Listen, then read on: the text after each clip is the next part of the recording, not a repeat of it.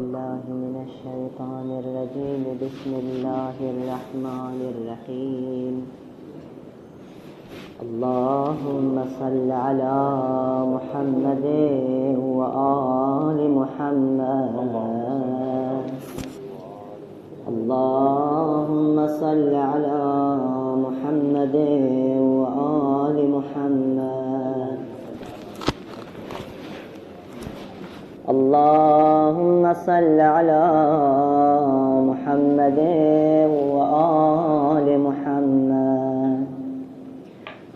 اللهم إني أسألك برحمتك التي وسعت كل شيء وبقوتك التي قهرت بها كل شيء وخضع لها كل شيء وذل لها كل شيء وبجبروتك التي غلبت بها كل شيء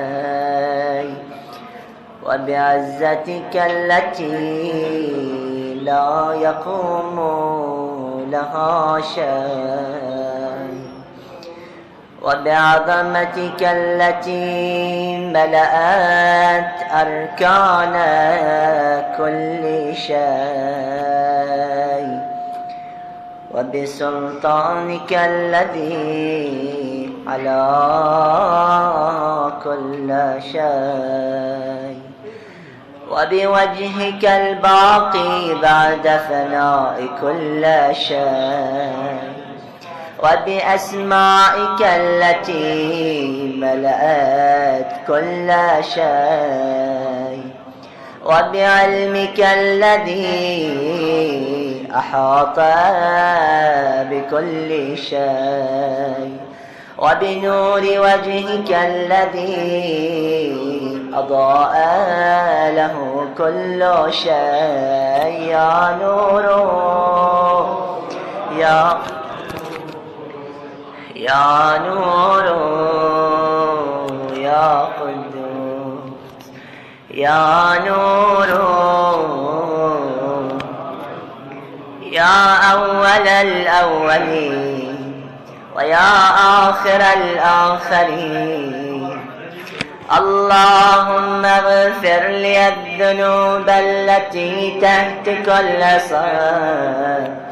اللهم اغفر لي الذنوب التي تنزل النقام. اللهم اغفر لي الذنوب التي تغير النعم. اللهم اغفر لي الذنوب التي تحبس الدعاء. اللهم اغفر لي الذنوب التي تنزل البلاء. اللهم اغفر لي كل ذنب أذنبته وكل خطيئة أخطأتها. اللهم إني أتقرب إليك بذكرك وأستشفع بك إلى نفسك وأسألك بجودك أن تدنيني من قربك وأن توزعني شكرك وأن تلهمني ذكرك. اللهم إني أسألك سؤال خاضع متذلل خاشع أن تسامحني وترحمني وتجعلني بقسمك راضيا قانعا وفي جميع الأحوال متواضعا. اللهم وأسألك سؤال من اشتدت فاقته وأنزل بك عند الشدائد حاجته وعظم فيما عندك رغبته.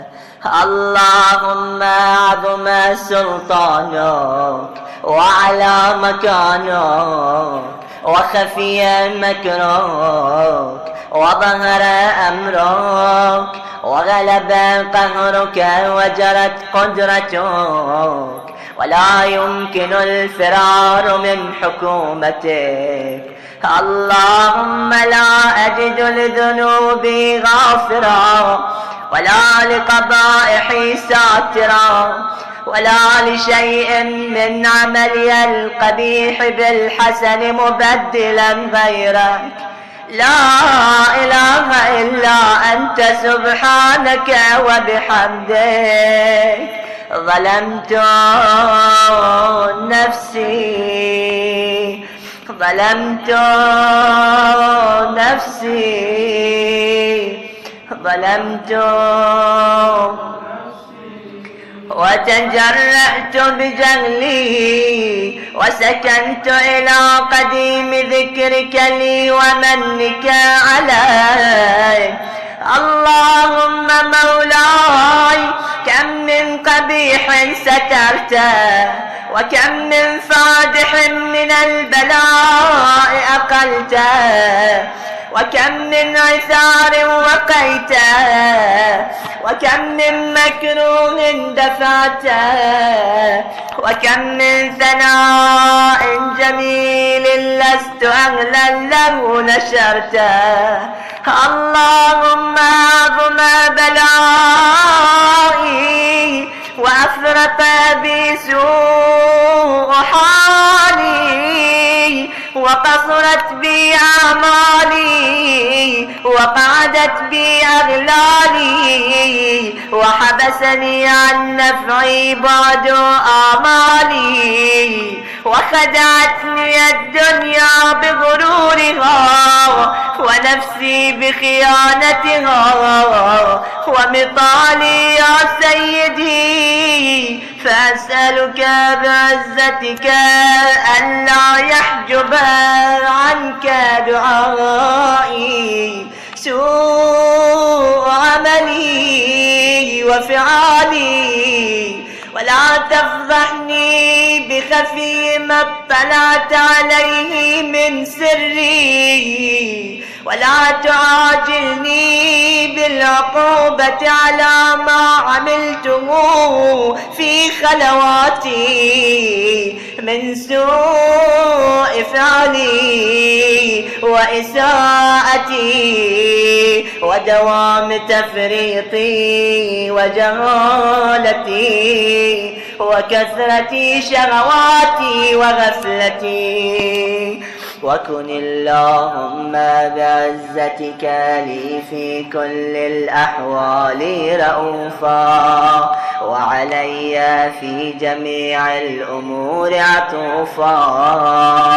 إلهي وربي من لي غيرك، أسأله كشف ضري والنظر في أمري. إلهي ومولاي أجريت علي حكما اتبعت فيه هوى نفسي ولم أحترس فيه من تزيين عدوي، فغرني بما أهوى وأسعده على ذلك القضاء، فتجاوزت بما جرى علي من ذلك بعض حدودك وخالفت بعض أوامرك، فلك الحجة علي في جميع ذلك ولا حجة لي فيما جرى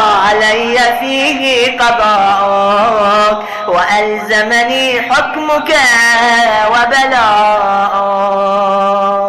وقد أتيتك يا إلهي بعد تقصيري وإسرافي على نفسي معتبرا منكسرا مستقيلا، مستغفرا منيبا مقرا مذعنا معترفا لا أجد مفرا مما كان مني ولا مفزعا أتوجه إليه في أمري غير قبولك عذري وإدخالك إياي في سعة من رحمتك اللهم فاقبل عذري وارحم شدة ضري وفكني من شد وثاقي يا رب ارحم ضعف بدني ورقة جلدي ودقة عظمي يا من بدأ خلقي وذكري وتربيتي وبري وتغذيتي هبني لابتداء كرمك وسالف برك بي يا إلهي وسيدي وربي أتراك معذبي بنارك بعد توحيدك وبعد من طوى عليه قلبي من معرفتك ولهج به لساني من ذكرك واعتقده ضميري من حبك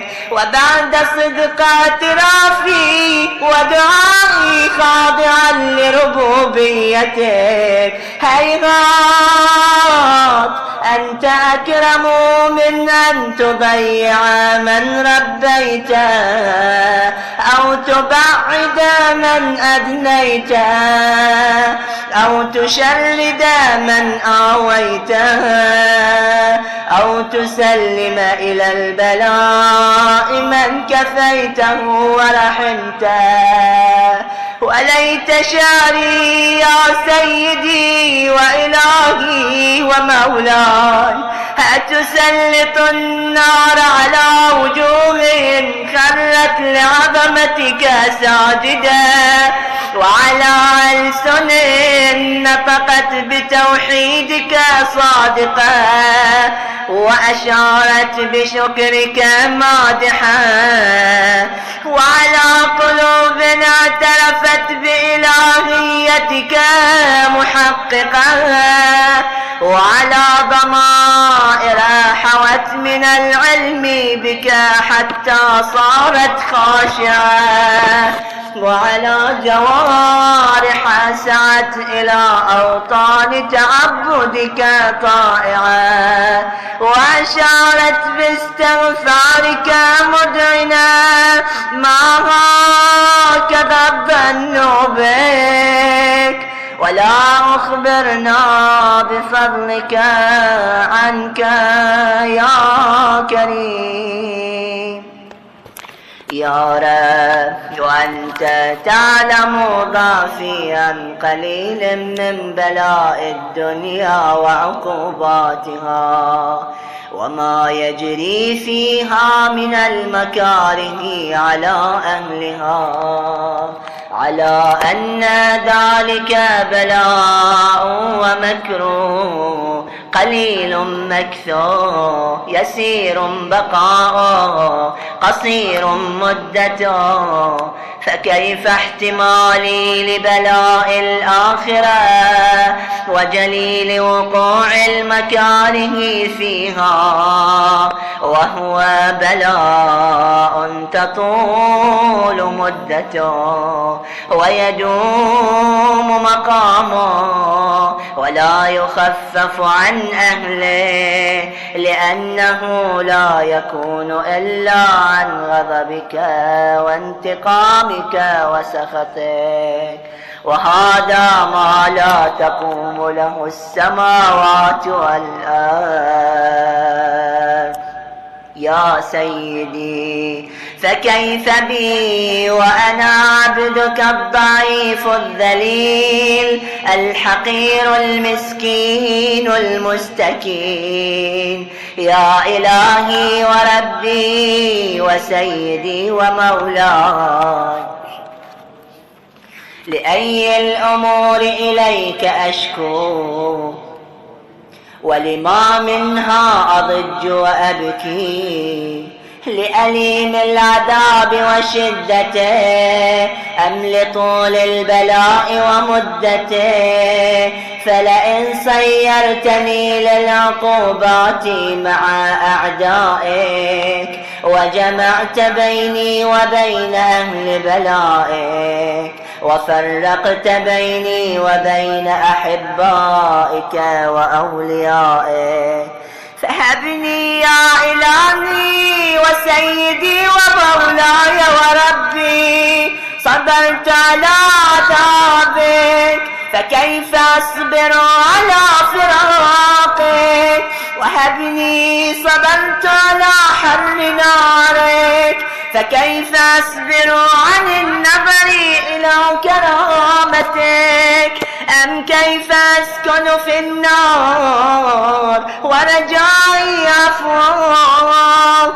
فبعزتك يا سيدي ومولاي أقسم صادقا لئن تركتني ناطقا لأضجن إليك بين أهلها ضجيج الآمنين، ولأصرخن إليك صراخ المستصرخين، ولأبكين عليك بكاء الفاقدين، ولأنادينك أين كنت يا ولي المؤمنين؟ يا غاية آمال العارفين، يا غياث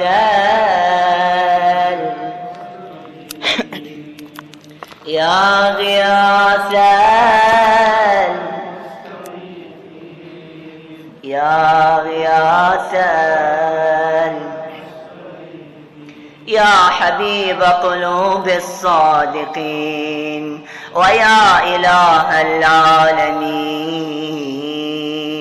أفتراك سبحانك يا إلهي وبحمدك تسمع فيها صوت عبد مسلم سجن فيها بمخالفته وذاق طعم عذابها بمعصيته وحبس بين أطباقها بجرمه وجريرته، وهو يضج إليك ضجيج مؤمل لرحمته ويناديك بلسان أهل توحيده ويتوسل إليك بربوبيته. يا مولاي فكيف يبقى في العذاب وهو يرجو ما سلف من حلمك؟ أم كيف تؤلمه النار وهو يأمل فضلك ورحمتك؟ أم كيف يحرقه لهيبها وأنت تسمع صوته وترى مكانه؟ أم كيف يشتمل عليه زفيرها وأنت تعلم ضعفه؟ أم كيف يتغلغل بين أطباقها وأنت تعلم صدقه؟ أم كيف تزجره زبانيتها وهو يناديك يا رب؟ أم كيف يرجو فضلك في عتقه منها فتتركه فيها هيها؟ ما ذلك الظن بك ولا المعروف من فضلك ولا مشبه لما عملت به الموحدين من برك وإحسانك. فباليقين أقطع لولا ما حكمت به من تعذيب جاحديك وقضيت به من إخلاد معانديك لجعلت النار كلها بردا وسلاما وما كانت لأحد فيها مقرا ولا مقاما لكنك تقدست أسماءك أقسمت أن تملأها من الكافرين من الجنة والناس أجمعين وأن تخلد فيها المعاندين وأنت جل ثناؤه قلت مبتدئا وتطولت بالإنعام متكرما أفمن كان مؤمنا كمن كان فاسقا لا يستوون. إلهي وسيدي فأسألك بالقدرة التي قدرتها وبالقضية التي حتمتها وحكمتها وغلبت من عليه أجريتها أن تهب لي في هذه الليلة وفي هذه الساعة كل جرم وكل ذنب أذنبته وكل قبيح أسررته وكل جهل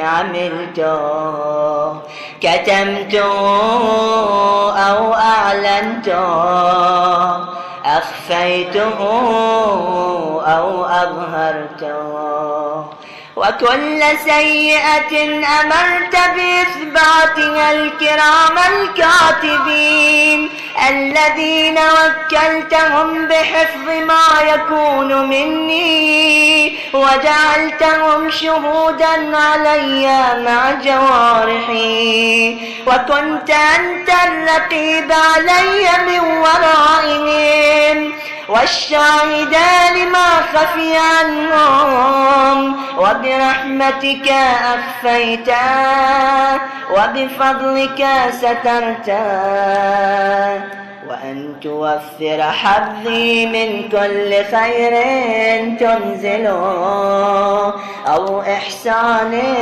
تفضله أو بر تنشره أو رزق تبسطه أو ذنب تغفره أو خطأ تستره يا ربي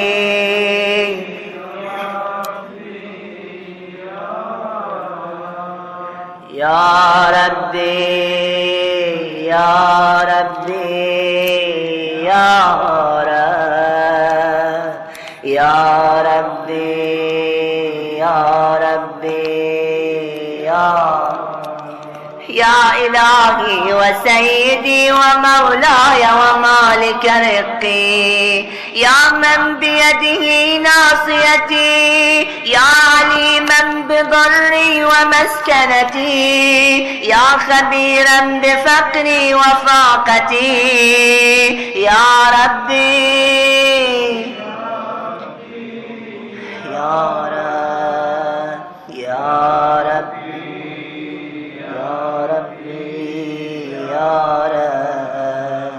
يا ربي يا أسألك بحقك وقدسك وأعظم صفاتك وأسمائك أن تجعل أوقاتي في الليل والنهار بذكرك معمورا وبخدمتك موصولا وأعمالي عندك مقبولا حتى تكون أعمالي وأورادي كلها وردا واحدا وحالي في خدمتك سرمدا يا سيدي يا من عليه معولي يا من إليه شكوت أحوالي يا ربي يا ربي يا رب يا ربي يا ربي يا ربي يا ربي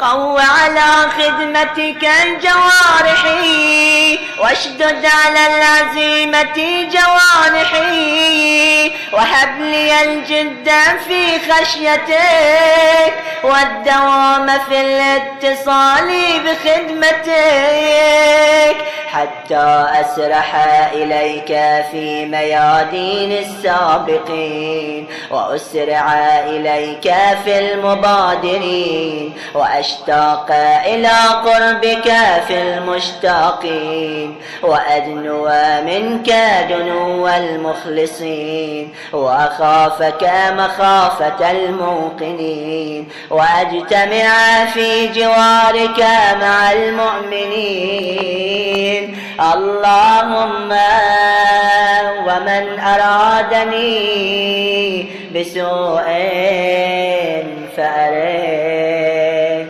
ومن كادني فكيه واجعلني من أحسن عبيدك نصيبا عندك وأقربهم منزلة منك وأخصهم زلفة لديك فإنه لا ينال ذلك إلا بفضلك وجد لي بجودك وعطف علي بمجدك واحفظني برحمتك واجعل لساني بذكرك لهجا وقلبي بحبك متيما ومن علي بحسن إجابتك وأقلني عثرتي واغفر زلتي فإنك قضيت على عبادك بعبادتك وأمرتهم بدعائك وضمنت لهم الإجابة فإليك يا رب وجهي وإليك يا ربي مددت يدي فبعزتك استجب لي دعائي وبلغني مناي ولا تقطع من فضلك رجائي واكفني شر الجن والإنس من أعدائي يا الرضا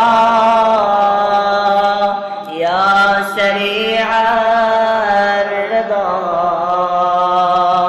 يا سريع الرضا اغفر لمن لا يملك إلا الدعاء فإنك فعال لما تشاء يا من اسمه دواء وذكره شفاء وطاعته غنى